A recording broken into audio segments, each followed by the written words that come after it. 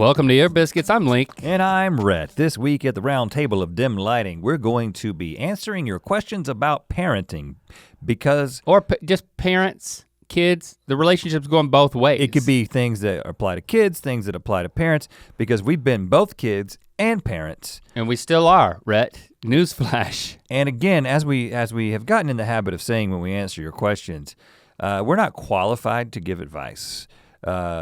Take our advice at your own risk. We have engineering degrees which taught us nothing about child psychology. What about the school of hard knocks, man? We haven't even been through that. Let's be real. Exactly. We just have children who are relatively well-adjusted. I mean, I wouldn't say particularly well-adjusted. I would say relatively well-adjusted. They're well-loved. They're very loved. And I would think that they're at this moment, everything's okay. You know, anything, I could go home tonight and find out that they've broken a law. We are potentially temporary success stories as parents. So all that to say, just take our advice with a grain of salt. If you're coming to us to actually learn how to be a parent, you've got bigger problems. I don't think anybody's coming to us that way. I don't think you should go to anybody for complete answers. I'm gonna step out on that limb. I think and that's one of the things I try to teach my kids is that don't just be a blind follower of any one person. It's like you gotta. That's a cult. You can't do that. Definitely don't do that with us, even though we're two people. We're two people, so it's okay. You can blindly follow us. You want to So let's get into some questions. Let's jump right into the first one. I ate a cookie. My stomach hurts a little bit. Well, I may be running out in the middle of this. Is you told me that we had some cookies. Somebody gifted us some cookies. Yeah. And I saw you eating the cookie, and I was like, I got to get one of them cookies. That's the only way I'm going to be able to get through this podcast. And then you started. I don't recall you saying that. That's what I was thinking. And then what you said was, "Where'd you get that cookie?" Yeah, subtext, man. And then you said, "I feel a little sick because of that cookie," and I'm like, "Well, I guess I'm not gonna get a cookie." So here I am, cookieless. Just a man with a jar of water. This is how you expect me to make it through this? You have a cookie. Well, it's not my role to sustain you. Here I am cookieful, and I'm complaining about it. I'm kind of miserable. I'm just hungry. You should be grateful. Kevin Herben. Hey fellas, when my wife was pregnant with our first, we made a bet on the gender. Whoever won got 10, I'm not changing that, diapers. 10 vetoes. I guessed boy and won. During the entirety of No. I don't think you read that. Whoever won got 10, I'm not changing that diaper vetoes, not diapers. You get 10 instances of not changing a diaper even though it's wet. I understood that's what he meant, and that's exactly what I read. I read what he wrote. You said diapers. Yeah, because he said whomever won got 10, let's not argue I'm about not it. changing that, diapers. We're supposed to resolve issues, not create them. Well, I'm not creating the issue. 10 vetoes. It wasn't, what you said didn't make sense. Blame Kevin, because that's how he wrote it. I guess boy and won. During the entirety of my son's time in diapers, I only used one veto. Now we have a second son, didn't bet this time. I feel I have 9 vetoes left. She says they expired when our firstborn was potty trained. Who's right? She's right, Kevin. You know why? Because she's always right. Yeah, that's true. But secondarily, why didn't you use your vetoes when you had the chance? I mean, and here's the answer, because it was the first child and you were trying to gain some brownie points, and I guarantee you that you've held this over your wife's head. I haven't used all my vetoes. They were very brown brownie points. I've changed every time that the occasion has come along for me to change a diaper, I've done it. I'm just calling you out, Kevin. I think that you've gotten all the mileage out of not using the vetoes and in terms of brownie points. So you've used them in a different way by not using them. I'm in agreement with Link for a different reason, and that is the bet was about the first child. The bet expired when you had another one. I'm kind of angry at you for not just using the vetoes.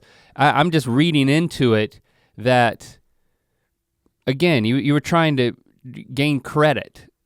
Just reap the reward or don't. You didn't. You can learn to love changing diapers. Make a game of it. Boy. I don't know what the rules are and how you get points, but. I don't remember the last diaper I changed, but I should have bronzed the thing, you know? It's like third child, I mean, how many diapers did I go through? More than you? Unless your 2 kids pooped at a rate that led to more diapers. Wouldn't you like to know that? Sometimes, do you ever? A counter. I think about life in that way sometimes. Like an interesting Reddit thread is that data is beautiful subreddit. I haven't seen that one. And it's one of the ones I don't like numbers. It's one of the ones I sub to. And basically it's people who take different, you know, anything in life that can be dataized, which is basically anything and could be represented as a data set.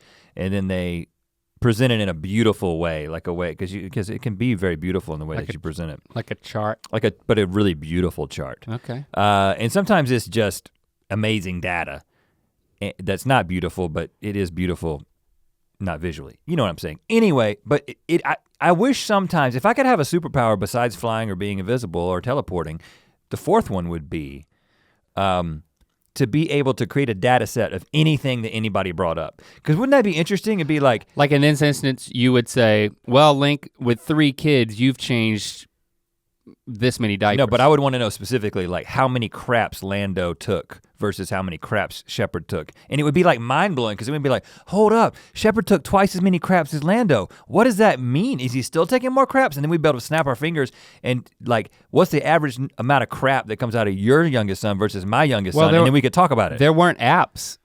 Crap apps. But I bet there's a crap app now to log your BMs. But I don't want to have to log it. I want to be able to access it as a superpower. Well, you can probably get averages, but that's as close as we're gonna get. I think we answered. What was my point? Well, I don't know, but we answered Kevin's question. He's wrong, she's right. Get with the program, Kevin. I wish I would have bronzed the last diaper because that was one of the big milestones in parenting is when you no longer have to buy, change, or dispose of diapers.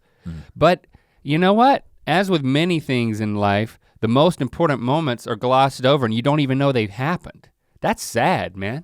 Yeah, I don't remember it either. Gosh. And I did change, not as many or nearly as many as my wife did, but I do not remember the last one. And let me tell you, I would have used those vetoes in the first week. Michelle Scott Max asks, is it okay to use the steering wheel volume controls in order to drown out the ramblings of a 6-year-old girl and tell her, it isn't me, the car just really likes this song? Okay, so she doesn't see her mom, reaching over and turning the volume up. I can't hear you. And then read this next question because I think it's very related. I think that we can answer these 2 questions together. Okay. Read this question from Deirdre. Oh, you want me to read it? Yeah, I don't want to read the whole time. Look at me over here reading everything. Okay, I'm so sorry, cookieless man. I don't get cookies, I gotta read everything. I'll go get you a cookie. It's tough around here. And I'll read this question while doing it. Oh. No one will hear it. I'll be in there getting a cookie. So choose. Just read the question. I got you. Why do parents lie about weird things? Like if you're driving at night and you turn on the lights in the vehicle, you can get arrested. Or swallowing gum will make your stomach clog up and you will die. Or sleeping with wet hair will make you sick. Or cracking your knuckles leads to arthritis. This is an interesting, I feel like these are, I feel like the questions that Deirdre, or the lies that Deirdre has pointed out, these are just misconceptions. Misconceptions or misleading old wives' tales. But I think that this first question from Michelle, it isn't me, the car just really likes this song. This is a category. That's just a lie. And that is a lie. This is basically what my entire parenting philosophy has been built on for years, is lying to my children. you know this, I've talked about it many times. Okay, it's not really my philosophy, but I love screwing around with my kids. I love basically making them think things, but fibbing to get a reaction. Yeah. But you do tell them. Yeah, well, or do you not? Almost always. There's a few rare exceptions where I've let something slide for a long time because it was funny, but it's always inconsequential. And if I ever think that it could be consequential, then I clear it up on the spot. The most recent example of this was we were riding along. Did you notice there on the main road that kind of connects our homes that they were doing the fumigation of that apartment building, and so they had covered up the whole building with the striped stuff. We were pulled up and it was in the distance. We didn't drive past it. And Lincoln was like, look, it's the circus. Well, you kind of stepping all over my lie, but that's exactly. Oh. So we went. Well, it's funny because your kid told himself a lie and believed it.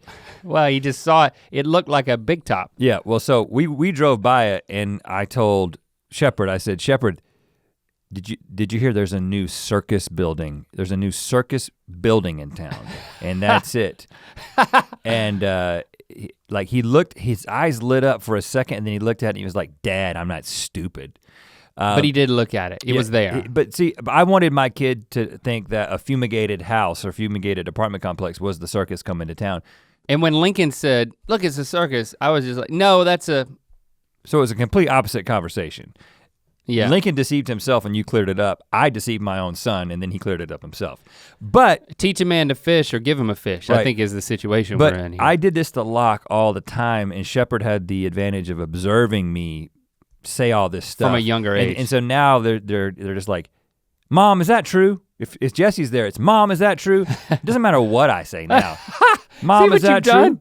It's worth it, man. It's worth it. All the memories they're gonna have of all the lies that I've told them. I mean, I do that sometimes too. I do get a kick out of it, but I don't have the cutthroat instinct that you have to pull one over on my kids. But I will say that I also spend quite a bit of time just telling them things that are true. Like if we I mix in some things that are not just true. Really confuse them. But if we were going on a hike or whatever, we talk about the rocks and the history of the earth and all this stuff. I love doing that kind of thing. But I think a lot of times it become a little bit like Dad's the school teacher and we're on a field trip, and so I try to keep that to a minimum. Yeah. So Michelle, I think it's totally okay. And Deirdre, the reason we lie about weird things is because it's fun, and you got to do something to survive this parenting thing. By the way, I would have loved to have seen a time lapse of them wrap that apartment. This is not a house. This thing is like 5 stories tall.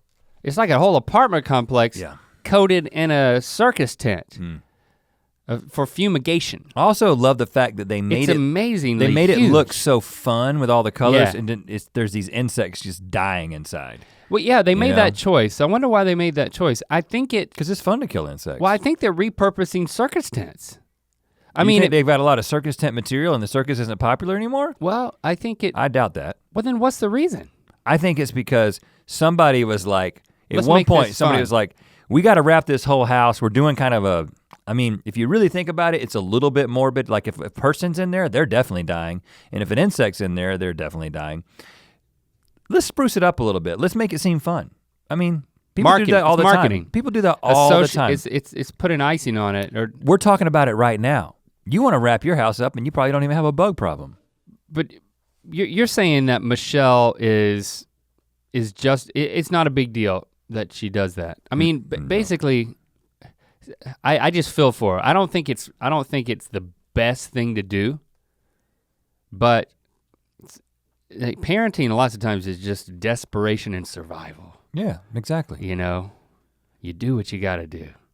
Yeah, I'm a huge proponent of truth, but I also like to tell a little fib here and there.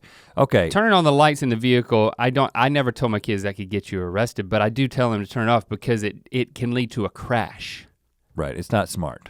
So I give them the real reason whenever possible. So I don't make up the wives' tales. Now we've got a lot more questions to go, but we are going to take a short break and let you know about these shirts that Link has on. You can't get the one that I'm wearing because I'm just wearing one that I bought on the internet somewhere else other than mythical.store. Not an advertisement for this shirt. Why am I even talking about it? Talk about your shirt, Link.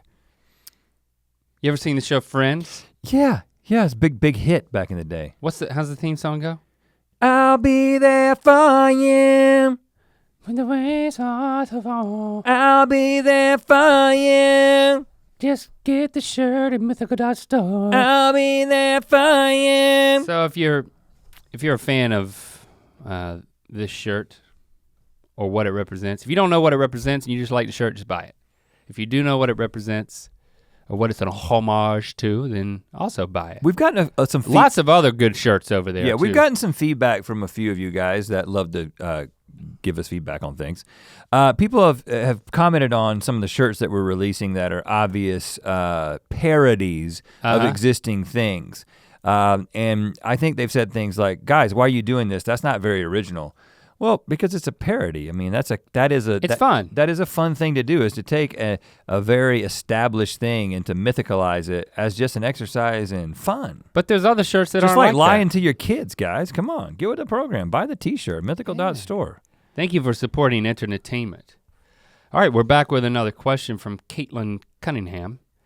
Kids do tons of art projects during their time in school. What do you do with all of them? How many of them end up in the trash? This is my rule. If it's flat, keep it. If it's 3D, chuck it. Space saver. I stack a bunch of flatness, but I take a picture of the 3D stuff. Which you make the 3D stuff flat.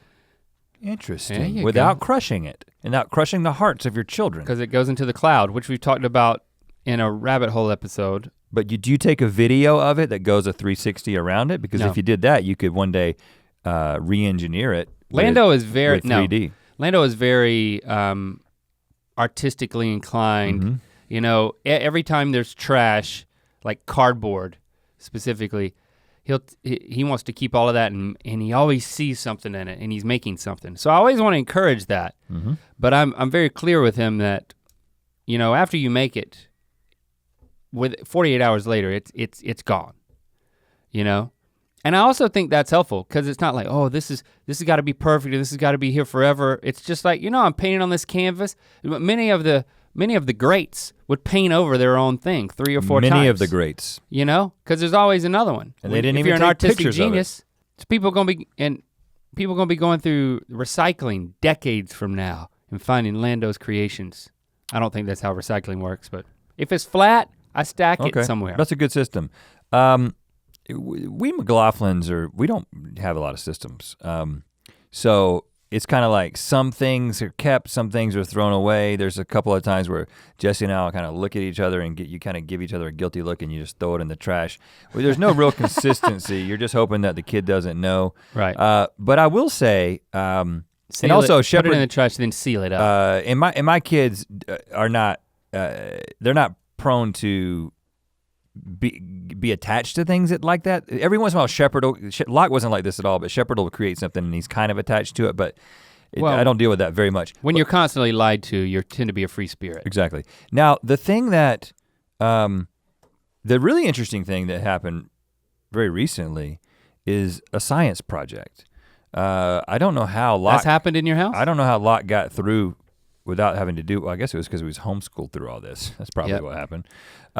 And I think they did do a science project at some point somehow. Being a homeschooler is in and of itself a science project. A science project. Yeah, the results are still out. What is the TBD? Now, so Shepard's in 3rd grade and they had the option of doing a science project, and for some reason— Or what? You didn't, I don't know, it was optional. You could, I think it was if you did the science project, you didn't have to do homework for the month or something like that. Oh, you better jump on that, Shep. But Shepard exercised his option to do a science project. Good on him. But it was a group project with 2 other kids. Okay. And so he's like, Dad, I'm doing a science project. I'm like, well, what is it? He says, tornadoes. Tornadoes. So it's like, okay, it's like, what is the experiment? He said, making tornadoes. Can he do it? And so, you know. Hypothesis, I can make a tornado. Well, exhibit. So one of the other kids' dads kind of helped them. We all kind of had different roles. And I'll tell you what my role was in a second and where I failed as a father. But one of the dads was in charge of coming up with what the experiments were going to be. And it basically was one of these things, you know, when you take like a bottle, like a plastic bottle. 2-liter bottle. And for some reason we did 1-liter bottles, but you can do it with 2 liters, and you basically affix them together and put like a little washer in the middle, and then you fill it with liquids and you kind of start a tornado, and then it creates this amazing looking tornado that then empties itself into the other thing, and you turn it over and keep doing it. Well, the experiment was, the question that was being explored was, does adding different things to the water change the characteristics of a tornado? Okay. So they added glitter. Some other dad came up with that. Yeah, he did the hard part. They added glitter to the water. They added oil to the water, and they added sugar to the water. Basically created a simple syrup by, boiling the sugar into the water. And then of course there was regular water. Now, for some reason, this dad made it through 3 of the bottles. He created 3 of the bottles, and then Jessie comes home and she says, when we get back, actually the night we got back from Palm Springs, she says, when we get back from Palm Springs, you've got to do the experiments with Shepard. So you've got to time him doing you've got to do the experiment and log the results. So I created a Google spreadsheet that like averaged out like 6 rounds or whatever, but I also had to make the 4th bottle following the instructions that the dad had provided. And Jessie had to was making the simple syrup by boiling the water with the sugar. Basically what happened is trying to make, the first time we made this bottle, tornado machine, I didn't get it quite together. Now. Didn't get it quite together. And the very first time that Shepard begins to do the thing to get the tornado going, the whole thing comes apart and sugar water goes all over the kitchen. Okay, that's called a failed experiment. So, and I did not do well with that. I did not respond well. And the next thing that happened was we got it back together, and then as we're getting ready to seal it, Shepard's like playing around with another one, knocks it over, and then sugar water goes all over the ground again. Oh gosh. And I'm not proud of how I yelled at that moment. Oh. We finally get Was it like Eureka? Yeah, it was yeah, exactly. And so then we finally get it together, but the sugar water is so hot that for some reason, it's not cooling down. And so I'm like, we're gonna have to put it in here and wait till the morning and then we'll do the experiments in the morning. But because I put hot sugar water in there and when it cooled, we wake up and like the top bottle is like compressed in, like. Oh, wow. So no tornadoes could be made. And so I was like, well, we gotta do this again. And Jessie was like, let's just say the results of the sugar water were inconclusive. It's 3rd grade, right? So I've got great stats for the first 3 bottles. Again with the line.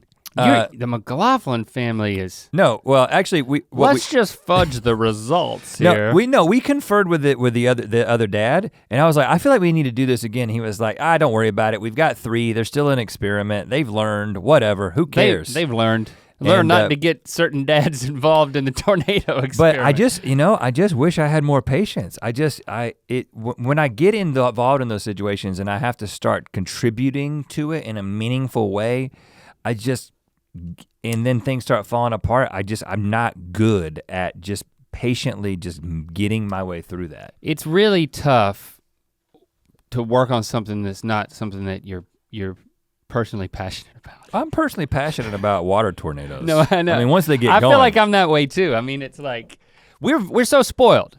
I think because so much of what we do is our creative vision.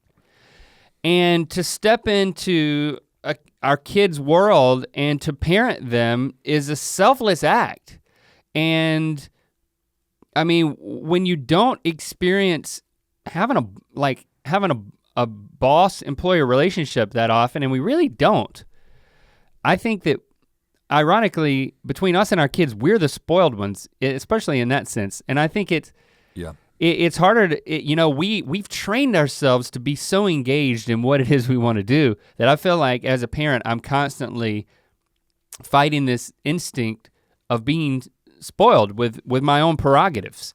Well, I spend the majority of and Chrissy and I talk about this because, she spends a lot of time with our kids and a lot more than I do.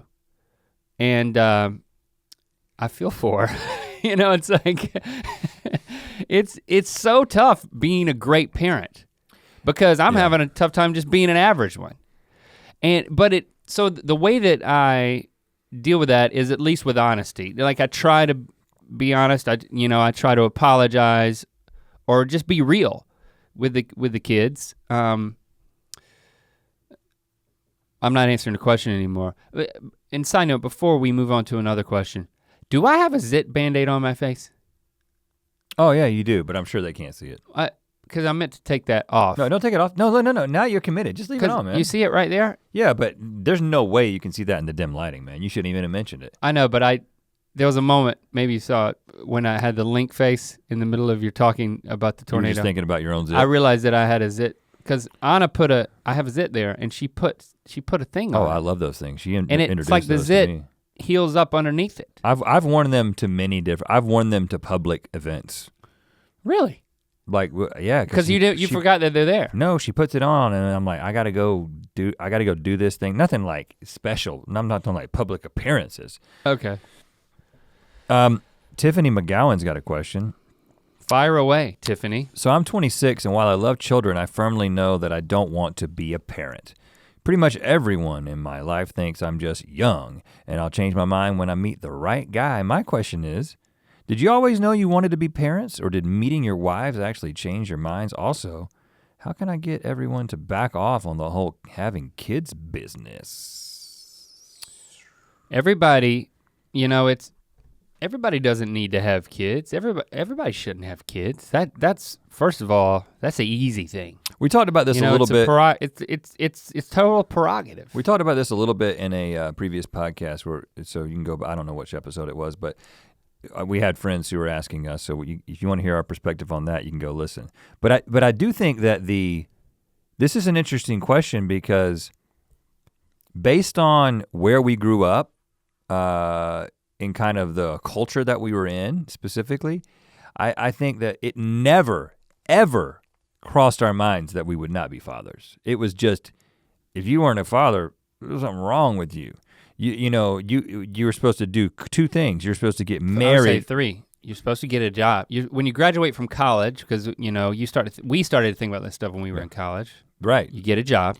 Yeah, you get a job. You get a job right after you graduate. You get a life partner. And you get married. You do that as quickly as possible, basically. Yeah. And then relatively quickly, maybe a few years of kidlessness, but then you gotta start having children. And again, neither of us have any regrets. Because what else are you gonna do? Right, we don't have any regrets about that.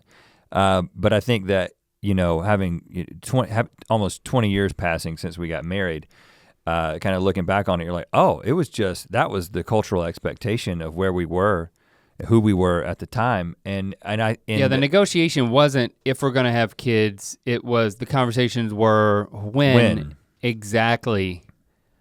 We were 3 years into marriage when we started trying. Right. And that seems really early to me. But you change so much over, 18 years of marriage anyway. It's like, that does introduce a next phase. Yeah. If you don't have kids and then you get married, well then that's certainly introducing kids at that point really changes the dynamic for everybody, along with many other things that happen in life. But for us, because it seems like such a huge decision. It is. Because it changes your entire life. The decision became easier for us because we were friends with other families who had kids. Like Christy would babysit, in our first few years of marriage, she would babysit for other people's kids. Like they would hang out with us a little bit. So you start to see, okay, these little people here, sometimes babies, sometimes grade school kids. We started to see like look at these families. They're making it work. We're getting to know these families. They're good friends of ours. They have not just babies, but kids in grade school, middle school even. It's like, wow, this is something that it's really working for them. And you see it up close and personal and you never, I never processed it. I think we did. I think we did. I do remember Chris and I talking about it. As if as if the other option was not having children? No, it was just growing comfortable with the idea. Starting to try to have kids ourselves. Because even though it was a foregone conclusion we were gonna do it, it was still a very daunting decision to say, okay, we're actually going through with this. We're actually gonna try to make a baby.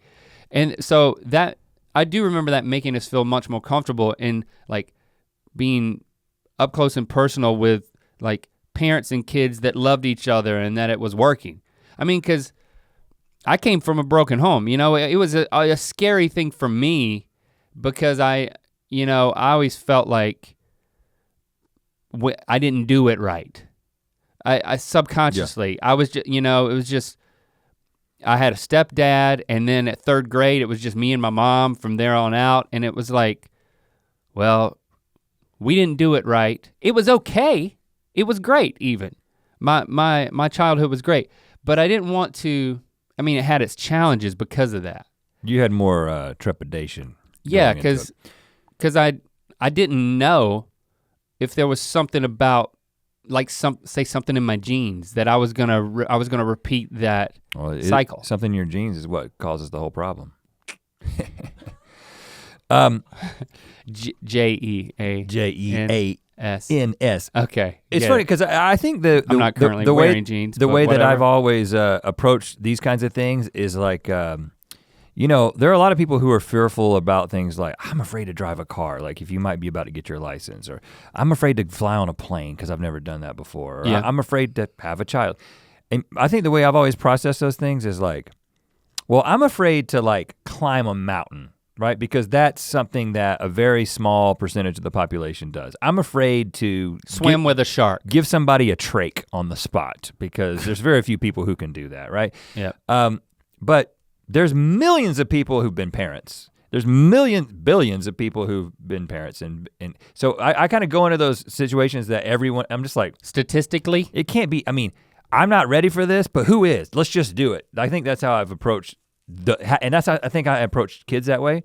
And honestly, I kind of think that was my experience once we had kids. It was like, this is really difficult and hard, but this is exactly what everyone said it was going to be. Everyone was like, it's the greatest thing and the most difficult thing you'll ever go through. And it's like, okay, and you know what?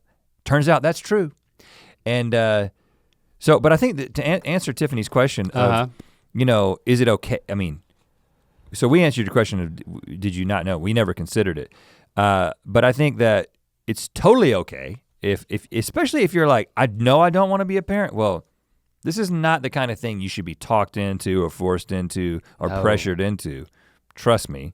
And then how do you get everyone to back off on the whole having kids business? I don't know the dynamic of where you're at, but it sounds like everyone is expecting you to do it. So you might just have to firmly just tell people, stop talking about that. Quit asking me about that. I'll let you know. I'll tell you when I'm pregnant. Probably never. I think a lot of people, like the parents, grandparents situation, they're like, oh, I want a grandkid, I want a great grandkid. They think that it's an innocuous ribbing. But I think if you just have a moment of, hey, I just want to let you know for a second that it does start to hurt, and I know you don't mean it.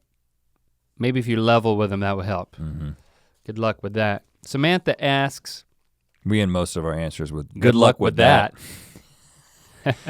Like all great. We're gonna move on. Like all great advice givers. What are you gonna do? Good luck with that. Dear Abby had a lot of success with ending all her responses like that. Samantha D asks, why do different siblings get different treatment? As the oldest, I felt as though my parents were very strict but were way more laid back with my other younger siblings. Was I just the guinea pig of 3 children? Yes. Yes. Definitely. I mean, I'm an only child. You're the youngest of 2. So I don't have too much to go on from my childhood experience, but as a parent,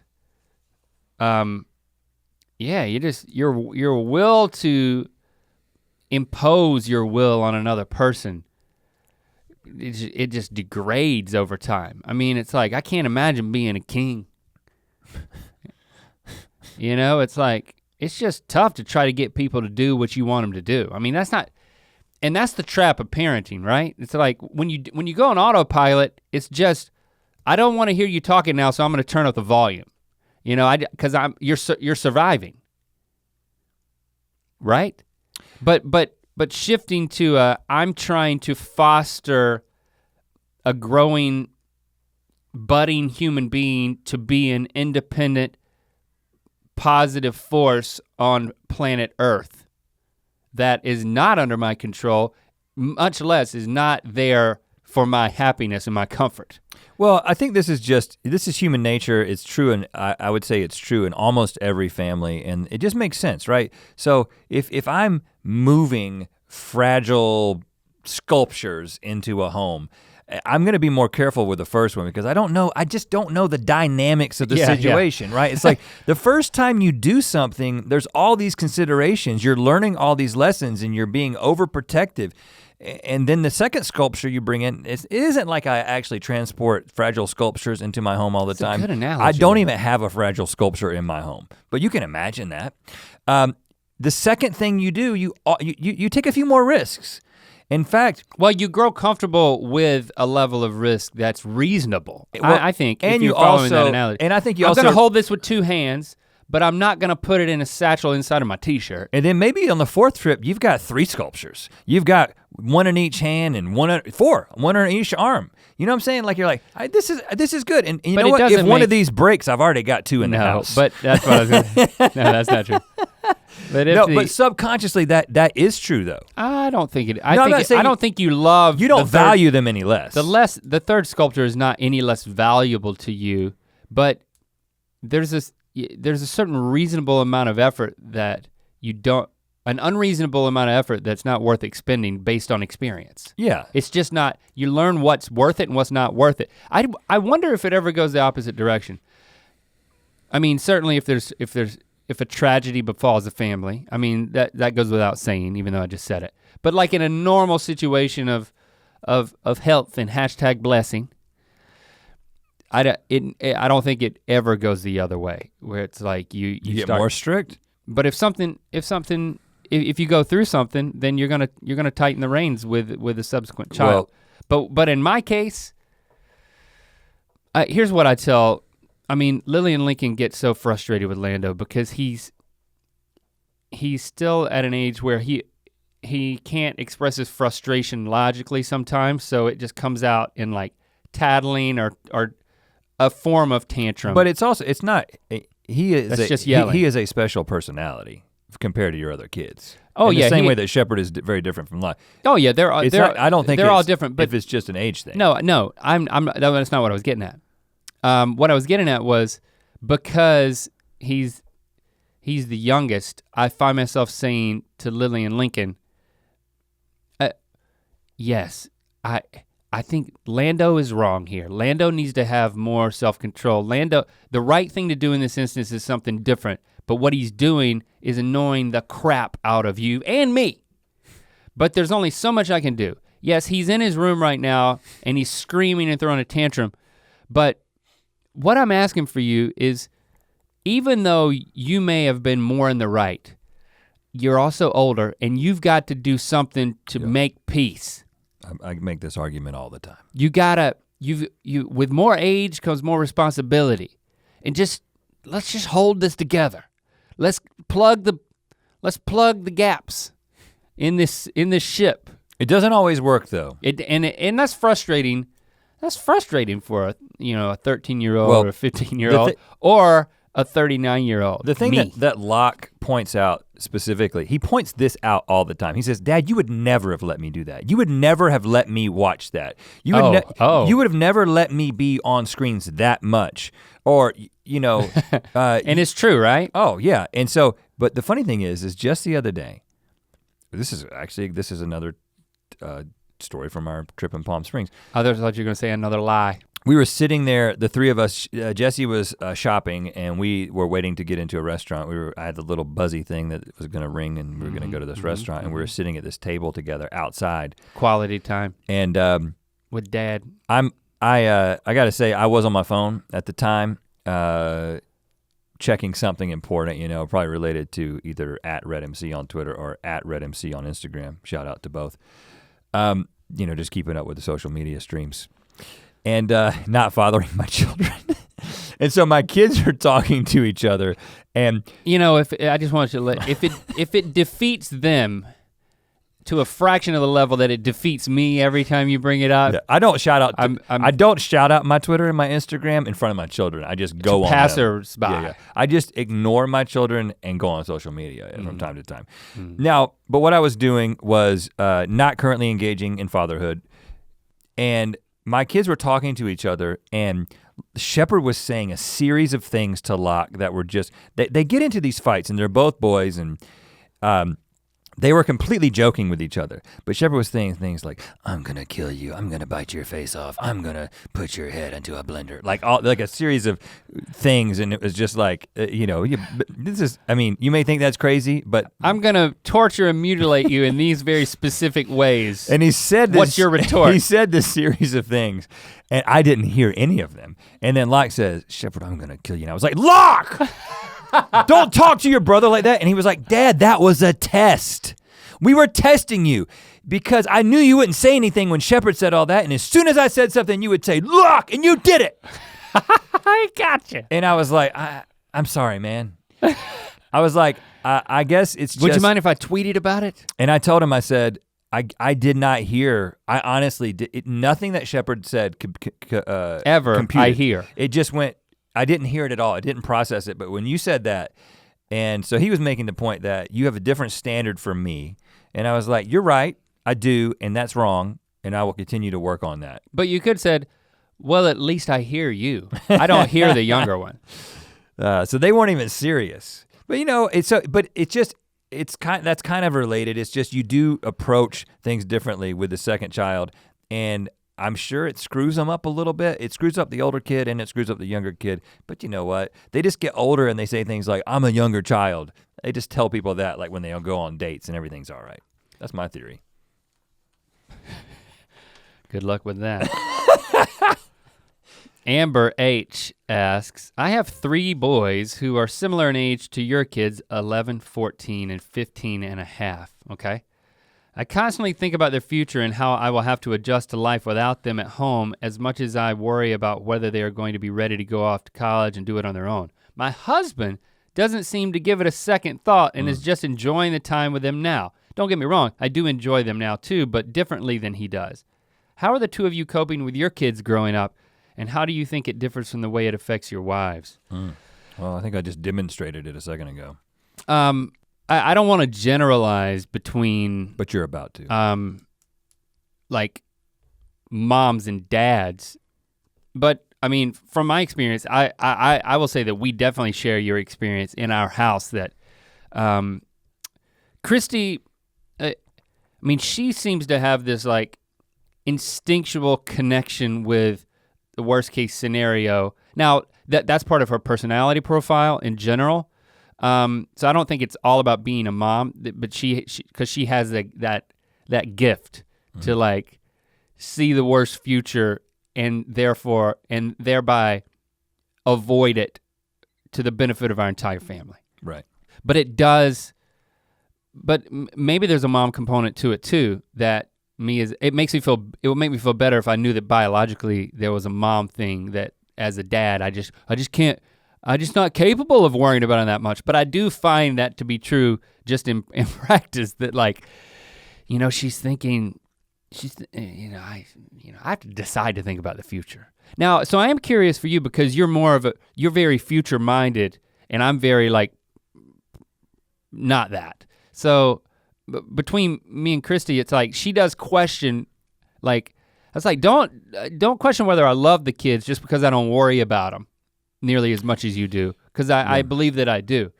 But how do you think that is for you? I mean, what's the dynamic with you and Jesse in this way? This is a complex question, and I'm not interested in digging any holes for us by saying the wrong thing, because you do get in trouble when you start making generalizations about men and women and how they relate to kids. And there are exceptions to everything. I do think that there are some very significant cultural components that contributed to the way that we see our role as fathers and our wives see their role as mothers. Yeah. That contributed to kind of the way that we've gone about our family business.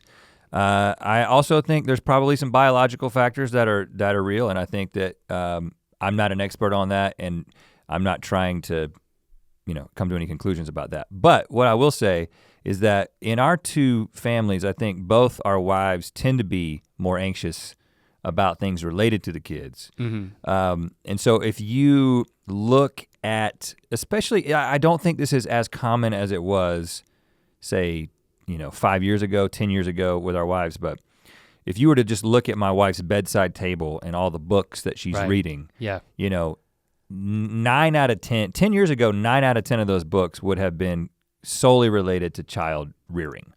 And parenting and everything related to their kids. And I probably read half of one book about parenting. Me too. And I think some of it can be related to, me and you probably have a tendency to just be like, we'll figure it out as we go. Well, what is that book really gonna teach us or whatever? But at the same time, I was reading books about a lot of other things. So I think part of it was just pure selfishness of just wanting to be into the things that I was into. And also. And a comfort level that she was taking care of it. And we would certainly talk about it. Because our primary job was to go and be entertainers. Well, and our wife's primary job has been to raise our kids. Which is teach not, the kids because we were doing the homeschool thing for years. So right. it was literally, that was their occupation. Right. Up until a year and a half ago. Right. So whenever I would say things like, well, you know what, we're doing the right things and you're doing an amazing job. Don't worry. I'm trying to reassure her. It's like, well, yeah, but, and if something, if there's something, an indication that something, they didn't make a right decision or they don't know something that maybe there's an indication they should have known or made another decision. It's like, well, it was hard for Christy not to take that personally because she was their teacher. She was their primary teacher. Yeah. So it was an extremely challenging position to be in. Well, and I would say that for them. And even if there are significant biological factors that contribute to this different perspective, that doesn't excuse our behavior in the way that we did it, because first of all, we have a tendency to want to eat very sugary, fatty things because many, many years ago when we didn't have processed foods, if you found something that had a lot of fat or had a lot of sugar, you had every incentive to eat it based on survival. So just because something it has a biological component doesn't mean that it should dictate your behavior. It can be something to overcome, which I think that, because one of the things, we talk about this with our wives quite a bit, it's like they made some big sacrifices. They both got college degrees and then put the bulk of their 20s and 30s into teaching our children. And it was incredibly, it's been incredible for our family, but they had to put, like, we get to come in here and, do all the stuff that we do and have all the fun that we do and pursue these dreams while they're doing that. Yeah, and I think at one point it may have been referred to in a heated argument as the mythical castle. You get to go to your mythical castle. Oh, she called it the castle? She did, yeah. Wow. You get to go off to your mythical castle. She's never said that to me. Your wife or my wife.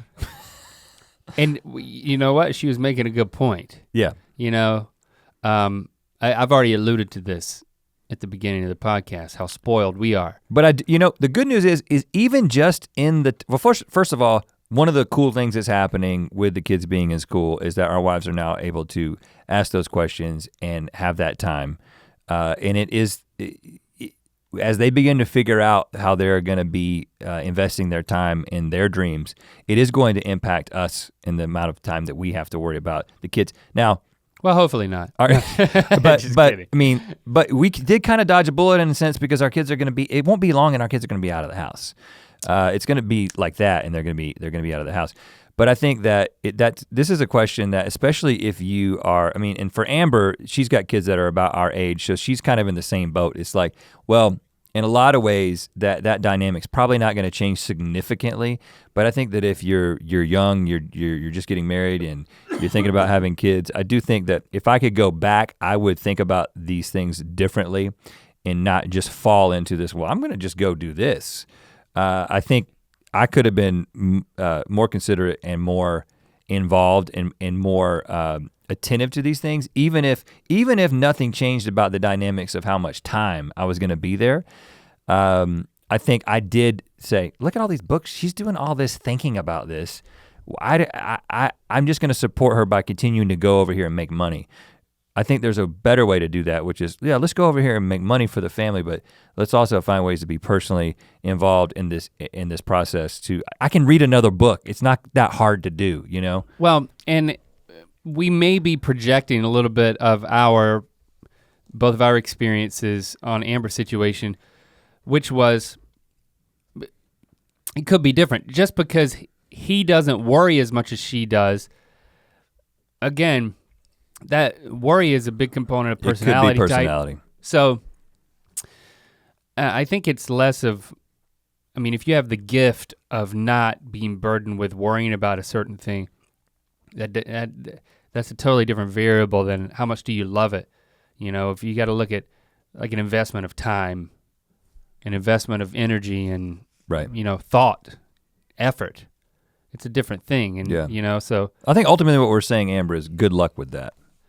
Liz Ackham, what was the best trip your parents took you on as a kid? And do you want to take your kids back to that place? My parents took me and my sisters to museums all the time, and I'm glad for it. I would definitely take my kids to museums all the time if my husband and I had kids. I didn't go to a lot of places as a kid. I remember that my mom took, well, when she and Jimmy were still married, we went to Disney World when I was very young. I don't remember it. I was like 4, and there's pictures of me crying. But when I was older, we went to Busch Gardens, and we have pictures of that. Pictures of you crying there? Or are you happy there? I was kind of happy. Kind of happy. But then I remember later, Mom took me and you to King's Dominion. Yeah, we have pictures. There's a picture of us standing in front of her car in the Book of Mythicality. That was in front of the hotel we stayed at. Yeah, on the car. Yeah, we're leaning against the car. Cool guys. Cool guys. That's what I think of when I think about those guys. Cool guys. Short shorts, long socks. Cool guys. Haven't taken my kids back to King's Dominion, but we have been to like Disneyland. This is a great question because I've never thought about this before, but I tend to think of my childhood as a series of tentpole events, right? I think that you typically, you have very specific memories about the environment that you were in most, so you can kind of picture your childhood home. But when you think about your parents and the experiences with them, at least for me personally, a lot of times it's things like, I remember my dad taking me and my brother to Raven Rock, you know, west of Lillington, North Carolina. There's a state park, Raven Rock State Park, that the Cape Fear goes through, the Cape Fear River. There's a huge rock that the Native Americans would camp underneath the ledge. Yeah, it's like amazing. 100 feet. It's super cool. And I recently thought to myself, I wonder how many times we actually went there. I bet you we went there so fewer times than I actually think, because it stands so big in my memory as something that we would do. I also remember even earlier than that, when we lived in Thousand Oaks, California, not too far from here, my dad would take us hiking on Tarantula Hill. Oh. I remember this, Tarantula Hill. Never saw a tarantula there, don't know why it was called that, and it really was just a hill. It was just a big mound of, you know, earth that you kind of walked up, and it definitely wasn't a mile of just kind of walking around and getting to the top and coming back down. It's funny, and I have just a buttload of those kinds of memories that are very much like taking me out of my normal environment and taking me to a place and doing something with me. Some of it was vacations, going to the beach or going to the Grand Canyon, whatever. But I feel like that's what kind of makes a child's memories. So the way that I've sort of processed that and applied it to my kids is, I've tried to do that. Like I try to do these trips, you know, we try to take our kids places. We try to travel with our kids. Like Locke got to go to Africa with Jesse last year. I wasn't able to go, but like that's something he'll never forget, that because it was so outside of the box of normal life. Sure. But specifically in answer to this question, I drove to Thousand Oaks less than a year ago with Jesse and Shepard. What it was is we dropped Locke off at a basketball camp out there. And then I was like, let's go by the old house I grew up in. If you watched our videos for a long time, you know that Link and I actually went to my old house one time in Thousand Oaks, and the man did not want to speak with us. But we went by the old house. But the neighbor did, and your neighbor was still there. Yeah, and this time I did not speak to the neighbor or the current resident. But I was like, I did some things like, how far were we from school? Because we used to walk to school, and I was like 5 years old, and like I'd walk with my brother. And kindergarten, like, it was 1 mile from the Weathersfield school, you know? And then I was like, oh, Tarantula Hill. I remember Tarantula Hill, this place. So it was like a mile away from the house, and we drove up to it. And we didn't get out and walk around. I wasn't that cool of a dad because we needed to be somewhere. But I just like saw this mound of dirt. I mean, it's more than, it's just a grassy hill, but there's nothing to it. And I was like, that meant so much to me because my dad would just take us up there and we just walk around and then come back down. Yeah. But like just doing that kind of thing, that's what my childhood is made of. If you had screens back then, man, ooh. You're not gonna make those kinds of memories. You wouldn't have been on the hill, huh? You're not gonna make those kinds of memories by beating Zelda. I'm trying to tell Shepard that, but it's not having much of an effect. Anyway, so yes, I have taken the kids to some of those places, but yeah, I think that creating those kinds of experiences, because my parents did that with me, is something that I've tried to then do with the kids, and you know, yeah, create the memories. Every weekend you try to do something. I mean, we like. That's why you got the RV, man. We like to see a good movie, but that's why I'm like, yeah, this RV. They're never gonna forget that RV. They're not gonna forget that RV. You know, even if you never do it again. That RV trip to the Grand Canyon is going to be this huge tentpole memory. Like when they're like, what's some of the stuff you did with your dad growing up? Well, one time he got this RV, we went to the Grand Canyon. I mean, he couldn't even get out of the driveway. You're right. I mean, he had to build a land bridge. Exactly, I mean, we try to make decisions. I mean, I was joking last week that, you know, it's great to know that even if it goes sideways, that I can make it entertainment and talk about it with you guys. But I mean, I hope you knew, and I was definitely thinking, it's like I was creating this as a family experience that then added benefit is it gives us something to talk about here. But turn a mistake into a story. Let's end on this doozy of a question. Harriet asks, I'm not a parent, but this is a question coming from the lack of discussion on this topic in my household from my parents. How do you talk to your children about the birds and the bees? What does that mean? Well, first of all, you know, my approach was informed by my experience as a child. And you know, when I was, I don't know, 12 or 13, I guess, my mom, who worked at the Harnett County Health Department, I think I've told this story before, but it always is worth telling again so that anyone can learn from it. At the front of the Harnett County Health Department, there were all types of brochures about all types of health things that you would need to learn about. Every STD you can imagine. And so one day my mom comes home with a brochure and she hands it to me and she says, here's a brochure.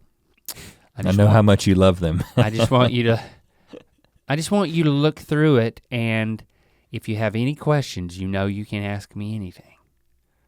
I took the brochure. Now when she said that, did you have any idea, did you think it was gonna be like a Visit Montana like what kind of brochure, did you think it was medical? Did you know? Were you familiar with the brochures in general? Well, the picture on the front was very graphic. Oh, describe it. No, I'm joking.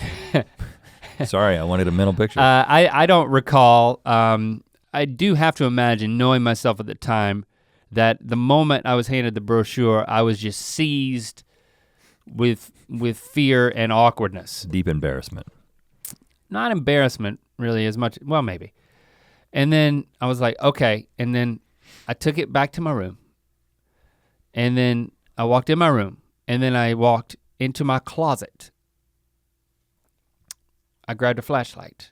Wow, we're very private. I sat down in the closet with the door closed with a flashlight. It's like you're hiding from a home intruder. I'm like a 12-year-old kid. I mean, it's like you're in the safe room. And I'm like reading this thing, and like even if even if somebody comes in, they won't see me. They'll just like, why are you in the closet? And somebody being your mom? Yeah, I guess. Yeah. Even though she told you to read the brochure. Right. What are you doing in there? I'm reading the brochure you just asked me to. I'm sorry. I didn't, I'm pretty sure I never had any follow-up questions for my mom. Yeah, and she knew that when she gave you the brochure that you were not going to come to her with questions. Right. I would call it more of a pamphlet or even a booklet. How many pages? It had leaves in it. How many pages? I mean Was it for someone of your age? it was like this big. It was like, so what's that? 7 inches by 5 inches. Yeah, don't start giving 7-inch measurements in this context. So it wasn't like a tourism brochure. Visit Sex. Sextown, USA. Strap in. No, sorry. Did you learn anything? Oh yeah. So did you it think wasn't too late for me. I hadn't already learned it. You're not real good with numbers, so you really think you were 12, 13? Like, is that how old you think you were? And was this new information to you? Was this all new? I can't imagine that I was 11. Okay.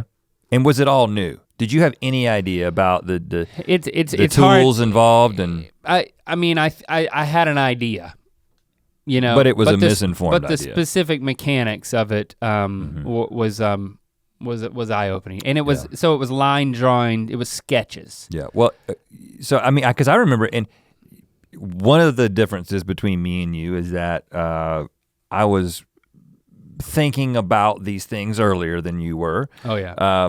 But I did not have any clear picture of them. Literally, I didn't have a picture. I didn't get a brochure from my parents. So I was kind of But you had an older brother. Yeah. And I think that's the cliche. We didn't talk about it. I think we were maybe a little too close in age. I don't know, like 3 years apart. I don't know exactly why, but he didn't talk to me about it. It was more picking things up from other kids our age. But you were interested, you were like looking for clues. Oh yeah. You were sleuthing. I remember piecing things together in middle school and kind of putting it all together and understanding exactly what was involved. But it was more of a just, you know, a occasional casual reconnaissance mission, just gathering, you know, intel from different people and putting it together. But I did not, and I could be wrong about this, but I do not remember having a specific, there may have been like a very early talk at some point before I was really processing and understanding all the things involved for my parents, but I do not remember that. And I also think it was very much a generational thing. Everybody I know who's our age, when I ask them, did you get a talk from your parents? It's either, yes, it was very brief, or no, I didn't get one. But it wasn't this like. It was over before I knew it, much like the act itself. It was passive in some manner, like, here's a brochure, go in the closet and read it. And again, I don't blame, who knows what we're doing to screw the next generation up right now.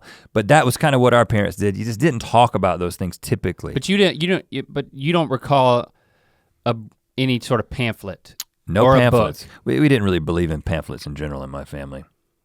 But never saw one in the house. But so you don't recall the talk either though? No, I do not. And have you asked them about it? Like, do they recall it? Oh, because I understand it now. I don't. But I don't go to my parents to get this kind of information now. You didn't. But you haven't asked them. We've never talked about it. Hey mom, tell me about the time you told me about sex because I can't remember it. Yeah, that's how I bring it up. But let's talk about how we have then. Well, you were about to explain. Well, I'll just say how you've done it based on your experience. For me, because you know, I like to just. I've always made it a point because to counteract my experience with my mom that like we didn't talk through a lot of things. I mean, that's just how it was. I wanted to do something different. I wanted to be more open and have more honest conversations and from an earlier age. And so and I think that's also generational. There wouldn't be an instinctive, I just didn't want to give my kids an instinct when they got some sort of information like I did that they had to go hide. Because that just doesn't strike me as a healthy response. A healthy way to view sex is that it's something that's it's clandestine, or automatically dirty, or something to be ashamed of, or something to be secretive about. I mean, it's with the proper understanding. I mean, it's totally normal. I mean, it's important. Yeah. And it's important to gain a proper understanding of sex in the context of conversations with people that you trust and that you love, and that it can be a safe place to understand. And also, over time, because it's not just one talk. Yeah, and I don't think that it's just I think a lot of people may put this off on, a teacher or a professional that's teaching sex ed or whatever. Mm-hmm. And that's fine and potentially great. And I do think that sex education at school it's something I believe in. I think is important because not all parents are going to do this, but it's extremely difficult to do. But I think that at least in the circles that we run in now, and again, I think this is slightly cultural, but also generational. It's like there's nobody that we hang out with who has kids who hasn't had it's like we talk to other parents about the talk. Like we've all talked about the talk that we had. Right, we it's compare like, notes. When did you talk about it? What did you say? Right. And I also think it depends on the kid because I'm not gonna name my kids' names at this point because, I've only got 2, so I'm not trying to embarrass them. So, but one of my kids was much more inquisitive about it, was asking a lot of very pointed questions about the process and not accepting pat answers that tried to oversimplify things. You got Pat involved? Nope, no, Pat was not involved. You can pay a person named Pat to come in and that is give your one kids option, the sex talk. But that is not what I did. And then my other kid was not so inquisitive and asking all these questions. But for the kid who was asking the questions, I sat down and had a talk where I explained everything, basically everything in very technical details and continued to confirm. I was almost like when you were explaining the stuff about the RV, I was like, got it? I kept saying, got it, and then I would ask questions to make sure that he understood. And it's really, I think a good practice is, the thing that I did was you wanna see where their minds are with their follow-up questions so that you can answer those as opposed to just giving an information dump and overwhelming them, and then it's like, it may be too much too soon. Yeah. So it's more, again, it's the beginning of a conversation. It's multiple conversations and it comes in installments. And it still happens, right? So I think that's the other thing is that, and again, kids get to a certain age when they start, when it becomes real. So like it's before they go through puberty, kids, this is all very theoretical, but as they begin to go through puberty and as they pass through puberty, it becomes very real to them, and they're like, oh, all that stuff that dad and mom told me is now I understand it because it's happening to me in my body. Mm-hmm. And at that point— And that's a good point, is that you're talking about those things too. You're talking about puberty, you're talking about your body changing. You're having a lot of potentially awkward conversations, and it's not just all about sex, reproduction. Exactly, but what I'm saying is that once it becomes personal to them, most kids then have a tendency to withdraw a little bit and be like, this conversation needs to stop because this is no longer theoretical, this is personal. Mm-hmm, mm-hmm. And so I think at that point, you kind of have to keep going back there and you have to be, I mean, sometimes, and this isn't just limited to talking about sex, it could be anything that's potentially uncomfortable or not cool to talk to your parents about. I just say, listen, that's not gonna be a dynamic in our family. You're not gonna be too cool or too awkward to talk to me about that. I've only got you for a few years and we're going to talk about anything and everything and we're gonna break right through the awkwardness. I have to say that sometimes so that then we could then have the conversation. But as much as from earlier, I like to fib a little bit. When it comes to this stuff, I don't joke around. I mean, I joke around, I make jokes, but I don't. All the information that I give is intended to be as helpful and as true as possible. But but that first conversation, was so funny that I recorded the entire thing. I have the now I know that you did that, but even when you tell it to me again, I still feel a wave of shock come over me that you bugged your sex talk. It was, and actually what happened is I like said one thing. Because you know what you're supposed to do. His response was so funny. I was like, I gotta record this. So you pulled your phone out? I pulled out the memo recorder, the voice recorder on the iPhone, and I just turned it on, and then proceeded to have the talk. But did you say this conversation is being recorded for quality assurance purposes? I think at one point he said, "Dad, are you recording this?" And I was like, "Yeah, maybe. Don't worry about it. We'll play it at your rehearsal dinner. That kind of thing." Where do you have it now? Well, I released it as an album. Have you saved it?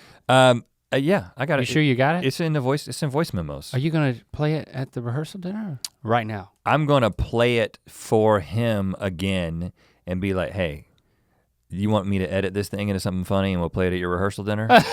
I mean, cause I got it. I think it'd be hilarious. I think it'll be like the best wedding ever. I might play it at the ceremony again, but it will all be with permission. Wow. I'm not gonna, I mean, I know a channel you could upload it to.